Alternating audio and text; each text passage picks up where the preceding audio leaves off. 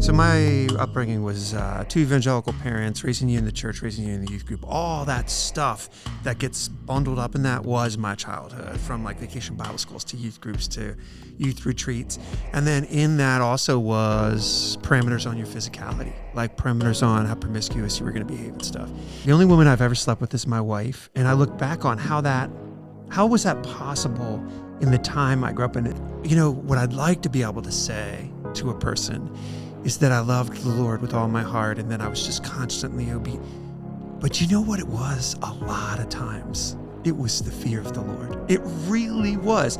And not in like he's going to strike me down, but somewhere along the rearing of my personhood, it sunk in that God is holy and that I owe him loyalty.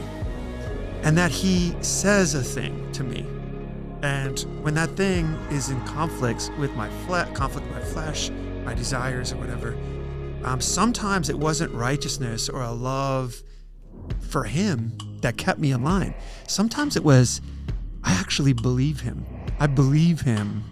And there were times, I can't elaborate on these times, but there were times as a young man where I was faced with decisions, very potent, life-changing decisions. And it really came down to like the moment. My reverence for the Lord, my understanding that he is a holy God and that what he says is true, really did win out over some kind of miraculous fleshly desires. That's just one example of my life. That's like a very culturally interesting one. Yeah, and the consequence was real, right? The consequence was so real. So ultimately, the consequence for our sin is not ultimately on us in the totality of eternity.